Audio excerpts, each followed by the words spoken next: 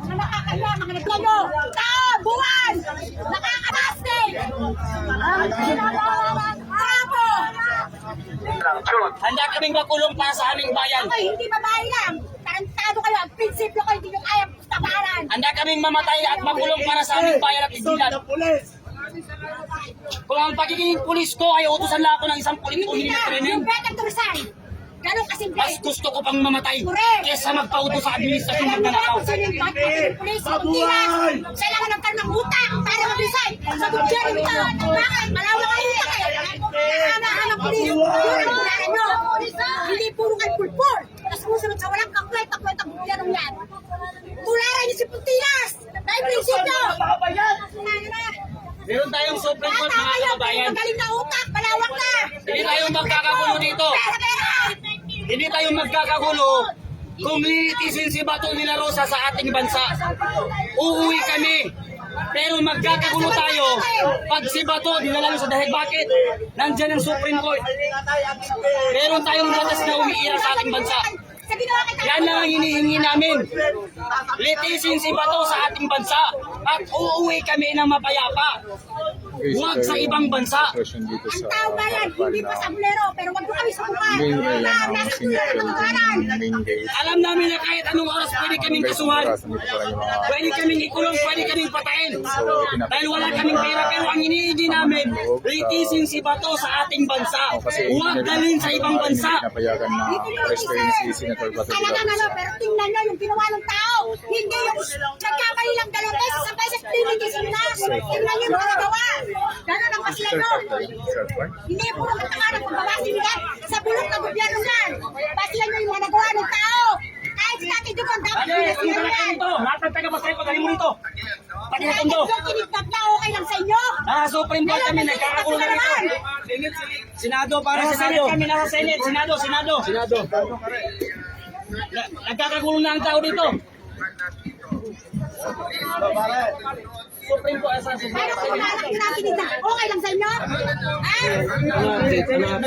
Pasay na sa Live ba yan? Ano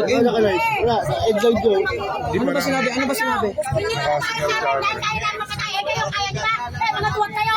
Meron silang signal dyan. Sigurado kayo kaya yung mga kaibigan. Away nyo na yan mga ka-general. Puro kayo tuwag. Away nyo na yan mga ka-general na mga vlogger. Walang bayan ang Tapos kayo pang malakas ang loob. Aresto nyo ng taong bayan. Kailangan sa sarili nyo. Bago nyo gawin ng isang bagay. Pag-isipan nyo ng maraming beses. Nang hindi kayo kayayat. Nagkatawa. Sa ibang lahi. Kaya ang Luzon, puno ng mga buhay ang kurakot dahil nagbibingi-bingian ang mga tao sa Luzon. Correct. Kaya pinamumugaran kayo ng mga magnanakaw na politiko. Alam yung tinatapalan ng amo nyo eh. Alam yung tinatapalan ng team nyo, di ba? Tignan nyo. Sa inyo. Punta kayo ng Mindanao. Wala kayong masyadong nakikitang namamalimos. Punta ka sa Luzon. Ang dumi ng Luzon. Puro squatter. Ang dumi. Puro namamalimos. Dahil sa gobyernong magnanakaw. Yan ba gusto nyo pagmumuna? Ang dumi ng bansa natin. Di ba ayaw natin yan? Sumagot kayo. Ayaw natin yan. Ang madumi ang bansa. Tangina gusto nyo mabulok ang gobyerno natin. Nakakaya. Hindi tayo perfecto pero ayusin natin ang tama. Magbago. Magkaroon kayo ng tawad sa Diyos. Magkaroon kayo ng Diyos sa buhay. At hindi kayo kahiyahiya at magtawanan.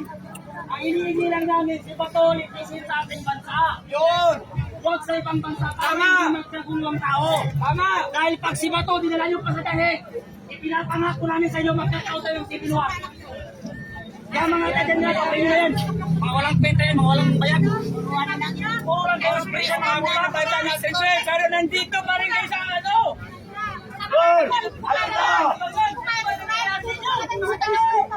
Kawawa ng bansa natin, paulit-ulit po sila nyo. Kawain ang mga tagan-general, kawain nyo. Lahat ng bigay sa kakanto sa dinding. Huwag iboto! Huwag! Mga bayan! Sa tama tayo! Oo, mga tagan-general, umuwi na kayo! Umuwi kayo presko! Display lang kayo dito! Display lang kayo dito!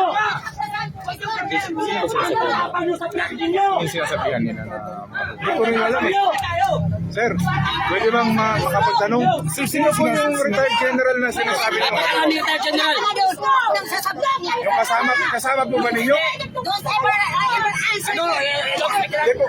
Kayo, wala naman po kami kasi sinisigaw nyo Ang lang po. sinasabi ko, yung mga general na umiwisita dito, na puro press con. Sige po, sir. Thank you po, thank you po. Thank you, sir, Fard. Thank you po. Thank you very much. Umayo kayo.